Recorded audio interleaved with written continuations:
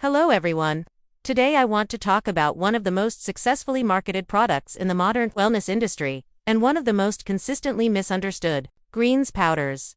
The daily superfood blend, the scoop of concentrated vegetables, adaptogens, probiotics, digestive enzymes, and proprietary botanical extracts that an enormous number of health-conscious people now mix into their morning routine as a foundational act of nutritional insurance.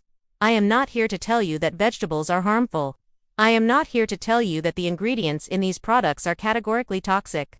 What I want to do today is walk you through the specific ways in which the greens powder format, the concentration, the processing, the combination of ingredients, and the context in which it is consumed, can trigger inflammatory responses that the whole food versions of those same ingredients would never produce, and why the marketing narrative built around these products has made that conversation almost impossible to have. Let me start with the concentration problem, because this is the one the industry most consistently obscures. The second problem is the oxalate load, and this is one that affects a specific but significant proportion of greens powder consumers in ways that produce very real and very uncomfortable symptoms. Spinach, kale, Swiss chard, beet greens, and many other dark leafy vegetables that form the backbone of most greens powder formulations are high in oxalic acid. In a whole food context, the oxalate content of a serving of spinach is balanced by the water content, the fiber, the calcium that binds oxalate in the gut, and the preparation method cooking dramatically reduces oxalate availability. In a concentrated powder format, the water is gone, the preparation step has been bypassed, and the oxalate content per serving is multiplied by the concentration factor. According to research, high dietary oxalate intake is associated with gut epithelial irritation, increased gut permeability, and in individuals with dysbiotic gut environments lacking adequate Oxalobacter formigenes, a bacterial species that degrades oxalate, systemic oxalate absorption leading to inflammation in joints, kidneys, and soft tissues. In one study, individuals consuming concentrated greens products daily showed significantly higher urinary oxalate excretion than those consuming equivalent vegetables in whole food form, with a subset reporting new-onset joint pain and gut irritation, symptoms that resolved upon discontinuing the product.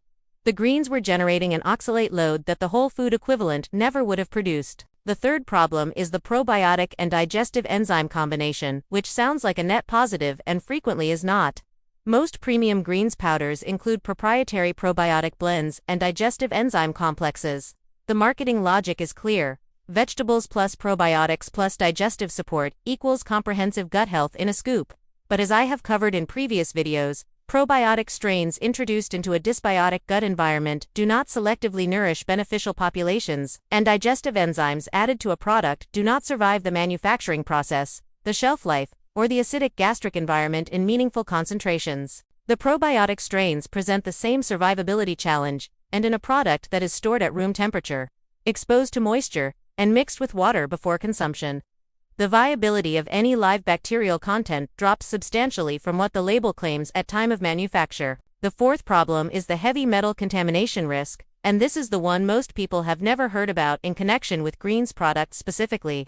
Spirulina, chlorella, wheatgrass, and several other algae and grass-based ingredients that are staples of greens powder formulations are extraordinarily efficient bioaccumulators. They absorb minerals, including heavy metals, from their growing environment at concentrations that reflect the quality of the water, soil, or growing medium in which they were cultivated.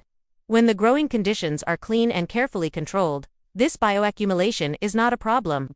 When they are not, which is the case for a significant proportion of ingredients sourced from regions with less rigorous agricultural oversight, the product can deliver measurable doses of arsenic, lead, cadmium, and mercury with every serving. The fifth problem is perhaps the most systemic and the most telling about the fundamental mismatch between the product format and the biological reality it is supposed to address. The gut microbiome does not respond to concentrated inputs. It responds to variety. The diversity of whole plant foods consumed over time, the different fibers, the different polyphenols, the different structural compounds from different plant families, is what builds and maintains the microbial ecosystem that determines gut health outcomes. A greens powder, regardless of how many ingredients it contains, delivers those ingredients in the same form, at the same dose, every single day. There is no variety. There is no seasonal rotation. There is no structural complexity. There is just repetition. What I want you to take from all of this is not that greens powders are universally harmful. Some products are cleaner than others. Some individuals tolerate them well and use them appropriately as a supplement to an already diverse whole food diet.